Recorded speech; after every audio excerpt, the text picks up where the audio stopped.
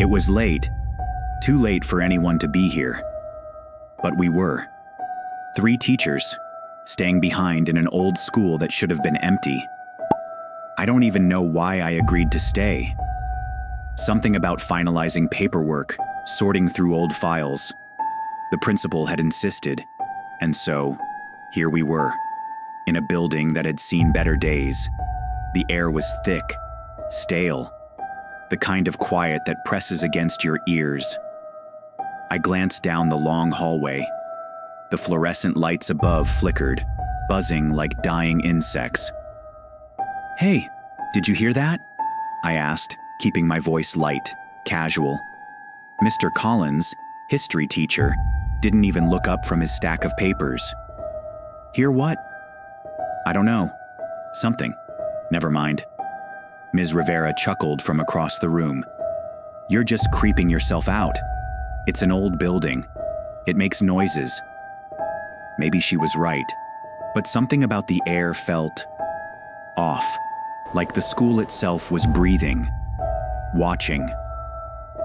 I shook it off and focused on my work. Then, there it was again. A noise, dull, subtle, like something heavy shifting on its own. I looked toward the hallway, the long stretch of lockers standing like silent sentinels. "All right, I'll bite," I muttered. "I'm checking it out." "Suit yourself," Collins said, not looking up. "If a ghost drags you into the basement, don't expect us to come running." I stepped into the hallway.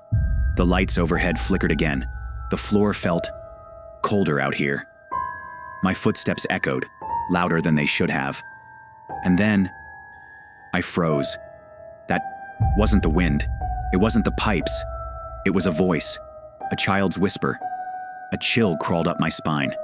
Slowly. I turned toward the far end of the hall, where the old stairwell led down to the basement. The door there stood slightly open. Darkness spilled out, like ink. "Hello?" I called out. My voice bounced back at me, small, insignificant. No answer. Then, a giggle. I spun around, nearly losing my balance. The hallway was empty, but I wasn't alone. I could feel it. I rushed back into the room. "Guys, we're not alone in here." Ms. Rivera frowned.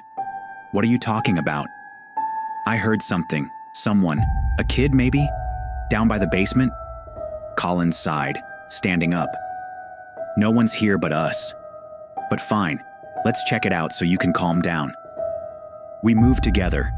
The closer we got to the stairwell, the heavier the air became.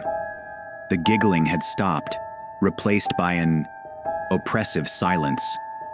I swallowed hard. Collins pushed the door open fully, revealing nothing but a pitch-black descent. Ms. Rivera's breath hitched. "Okay, that wasn't normal." And then, a sound, from below, slow, deliberate, scraping, against the concrete, and a voice. "Not supposed to be here." We ran, all 3 of us, sprinting back to the room, slamming the door shut, breathing hard, eyes wide. "Tell me you heard that," I gasped. Ms. Rivera nodded, her face pale. "We need to leave, now." Collins grabbed his coat. "Yeah, agreed." Then, we froze. The door was locked, from the outside. Too late. Then, nothing. The next morning, the janitor found us inside, unconscious, on the floor. No sign of forced entry, no explanation. Just one thing was different. The papers we had been working on, scattered across the room and written across every page. In perfect, childlike handwriting. "Not supposed to be here."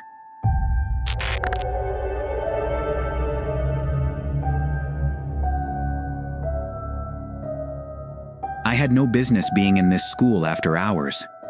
But here I was. The principal had asked me to finish something. Papers, I think. Nothing too urgent. The whole building was practically empty. Just me and the silence. I walked down the narrow corridor. The lights above flickered, struggling against the darkness. The place felt cold. unnaturally cold. I shivered. Then, a sound. Something fell. Like something was still here. But I was the only one in the building. Right? I ignored the uneasy feeling pressing against my chest and moved forward. My footsteps were too loud in the empty space. They echoed off the walls, like they didn't belong. I passed the teacher's lounge, the art room, and then I noticed something. A door at the end of the hallway. A door I had never seen before. It wasn't on the school map. It was old, worn down. The wood had dark marks, like it had been here longer than the rest of the school. Curiosity got the best of me. I stepped forward. The knob turned easily under my hand, almost like it was expecting me. Inside was pitch black. I stepped in. Slam! The door shut behind me. I spun around, heart pounding. I grabbed the handle, rattled it. Nothing. It wouldn't budge. I was trapped. And then, whispers. Low. Software coming from all around me. I couldn't make out the words, but I felt wrong. Like something was watching me. I could hear it moving, just out of sight. Then, laughter. A burst of giggling. I jumped. It was a child's laugh, faint, distant, but still, it filled the room. I backed up, my hands shaking. And that's when I noticed something. The walls. They were moving, like they were breathing. I pressed my back against the cold, damp wall. My breath was quick, shallow. The room felt smaller, tighter, with every passing second. Then, footsteps, slow, dragging, coming from the darkness, getting closer. Don't look, don't look, don't look. But I couldn't stop myself. I turned toward the sound, and I saw a figure standing in the doorway. Small, still, the silhouette of a child. But the face was blank, a shadow. No features. I stumbled backward, fell to the floor. The door creaked open wider, and I saw something I didn't want to. Behind the child, in the pitch-black room, dozens of eyes, number thousands of eyes, glowing, faintly, watching. I scrambled to my feet, heart pounding, but the eyes, they were everywhere. They were all around me. I ran, as fast as I could. The laughter followed me. The door had opened, but now, it wouldn't close. The hallway stretched, longer, longer, like it would never end. I could hear them now. The whispers, the laughter, the dragging footsteps, getting closer. I screamed, but it wasn't just a child's laugh anymore.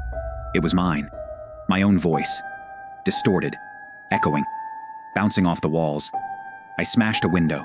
The cold night air rushed in, but I didn't stop. I climbed through the glass, my hands bloody, but I didn't care. I ran into the night, and I didn't stop until I was far, far away. But even now, when I close my eyes, I hear it. The whispers, the laughter, the eyes. They never left.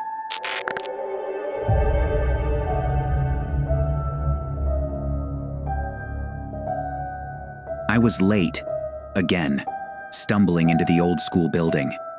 The halls were empty, too empty. It wasn't just the usual quiet. It felt wrong, like the air was thick with something unsaid, something waiting. The janitor's closet stood open. The door creaked as it swayed, though there was no breeze. And then, the smell. Something sour, something rotting. I walked past it quickly, tried not to look, but the noise stopped me. A scraping sound, like fingernails on a chalkboard. I froze. The sound was coming from room 7. But that didn't make sense. Room 7 hadn't been used in years. No one was supposed to be in there. And yet, curiosity pulled me closer. The door was slightly open. A dim, flickering light inside cast twisted shadows. Shadows that moved like they were alive. I stepped inside, and the air turned ice cold. Desks overturned, books scattered. But my eyes landed on the blackboard, covered in messy, frantic handwriting, all over the board. And in the center, scrawled in jagged letters, "They're watching. You can't escape." I turned, quickly. No one was there. Slam! The door shut behind me. Then, laughter, muffled, like a child hiding nearby. I swallowed hard, my hands trembling. I tried the door, locked. "Let me out!" I shouted. No answer, only that same sick, twisted laughter. Then, a whisper, right behind me. "Get out!" I spun around. Nothing. But the laughter. It was getting closer. I ran, down the hall, turn after turn. But every path led me back to that room. The whispers surrounded me, mocking, taunting. "You can't leave." I stumbled into the teacher's lounge, dark, the lights flickering. Then, I saw them. 3 teachers, standing in the corners of the room, their backs turned to me. "Get out! Get out!" They whispered in unison. I stepped back. My heart pounded. And then, their heads turned, all at once. Their eyes, black, hollow, not human. I couldn't breathe. The walls closed in. The laughter, everywhere now. Something cold touched my shoulder. I whirled around, and I saw him, the janitor's ghostly face, floating inches from mine. "You shouldn't have come back." Then, the door I had tried to escape through flew open. I bolted, ran as fast as I could, didn't dare look back. But as I stepped into the night, I saw it. The school, in flames. Lights in every window flickered like watching eyes. And on the brick wall, burned into the stone, "You'll never leave." I froze. My breath hitched. My world spun. And then, nothing. No one would ever find me. No one would ever know what happened here.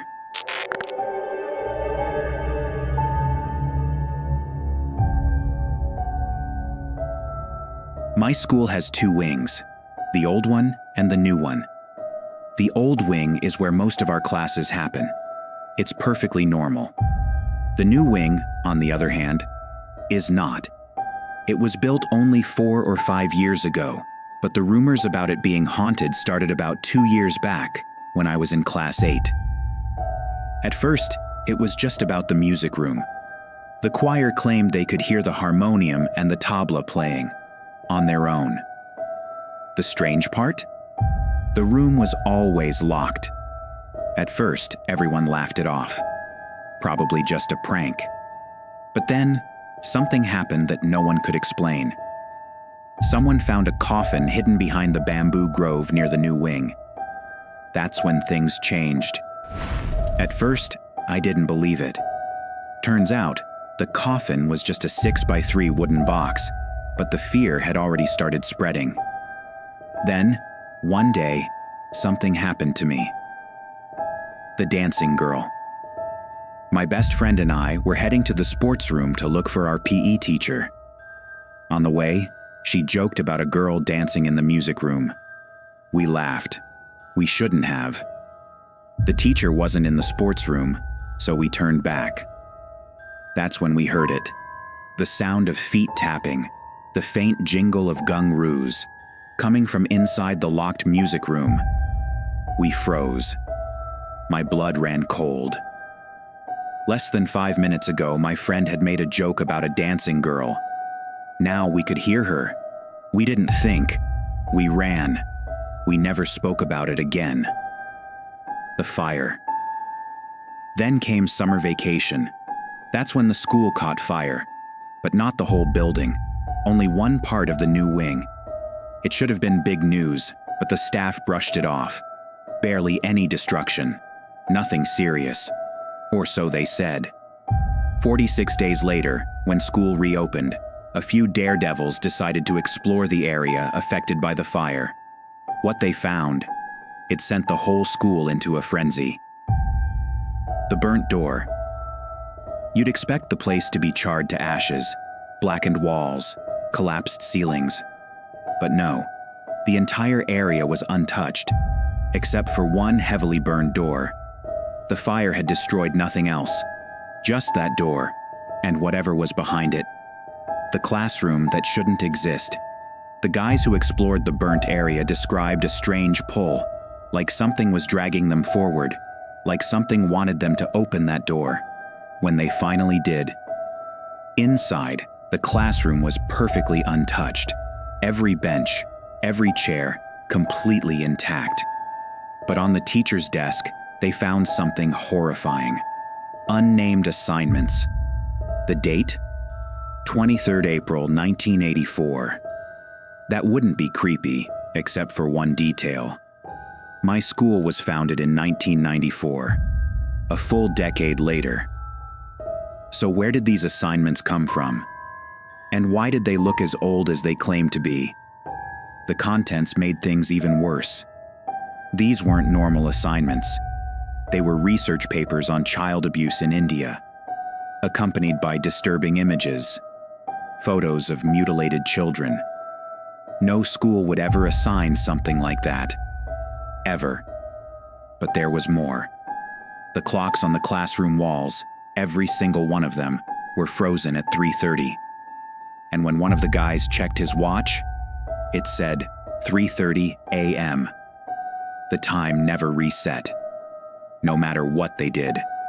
By the time they left, they were scared to death. One guy fainted. 2 others had such a high fever that they had to be sent home. The school locks it away. 3 months later, almost all of us had been to the haunted area. Almost all of us had felt it. The pull toward the burnt door, the strange shifts in temperature, the water cooler turning on by itself. One of my friends got locked inside a classroom for half an hour, screaming and banging on the door. By this point, even the teachers knew. Then, one day, the school sealed the area off. A guard was posted at the entrance at all times. We weren't even allowed near the music room or the sports room without a teacher. The strange occurrences never stopped, but they never harmed anyone. So eventually, people stopped talking about it. The fear faded. The school turned the area into a storage space. Now it's just another locked hallway. Just another forgotten story. But sometimes, late at night, if you pass by the new wing, you might still hear it. The faint tapping of feet, the soft jingle of gungaroos. And if you're unlucky enough, you might hear her laugh.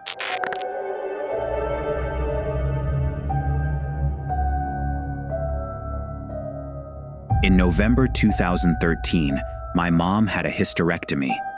I stayed with her at the clinic where she works as a doctor. Because of this, she was given a master suite, the perks of being a doctor. Her bed and the couch where I was going to sleep were separated by a door, about 2 meters apart. Now, let me give you some background. My mom has had several paranormal experiences in this clinic before, and that night, I experienced it too. Her surgery took longer than expected and started late. By the time she woke up and was taken to the room, it was just the 2 of us. It was 10 p.m. She was watching TV, trying to rest, so I decided to take a quick shower. Just 2 minutes after I got in, 3 soft knocks. Tap, tap, tap. I frowned. "Give me a minute," I yelled, hurrying up. I thought it was a nurse. 1 minute later, another set of knocks. This time, louder. Tap, tap, tap. I shouted again, a little more irritated. "Give me a minute." Now, I was getting worried. Had something happened to my mom while I was in the shower? I quickly dried myself, put on my clothes. Bang, bang, bang. The door shook. It wasn't a polite knock anymore. It was like someone was trying to break it down. My heart pounded. My irritation turned to fear. I snapped. "Can't you freaking wait? I'm coming!" I yanked the door open, stormed out, and froze. The room was empty. No one was there, except my mom. She was still lying in bed, staring at me like I'd lost my mind. "Mom?" I asked slowly, my voice unsteady. Was there a doctor or nurse knocking on the bathroom door? She shook her head, and then she said the words that sent a chill down my spine. "Number just me, and I can't get out of bed. I heard you yelling that you were coming, but I didn't know why. No one was knocking on the door." 3 hours later, my mom was finally asleep. I tried to get some rest too. And then, I woke up to the sound of a toilet flushing. At first, I didn't think much of it, until I realized the room next to us, empty. The other occupied suite, 3 doors down. Even if someone flushed the toilet in there, it was too far away. We wouldn't hear it. The only other occupied rooms were on the other side of the clinic. The sound had come from our bathroom, or worse, right next door. I felt a deep, twisting fear settle in my chest. I couldn't move. I was 17 years old, but at that moment, I felt like a terrified little kid. I did the only thing I could think of. I woke up my mom and crawled into bed with her. The next morning, the nurse found me still curled up beside her. And when I told the nurses what had happened, they didn't even look surprised. They just said, "Yeah, stuff like that happens all the time. If you ever hear your name being called at night in the hallway, don't answer."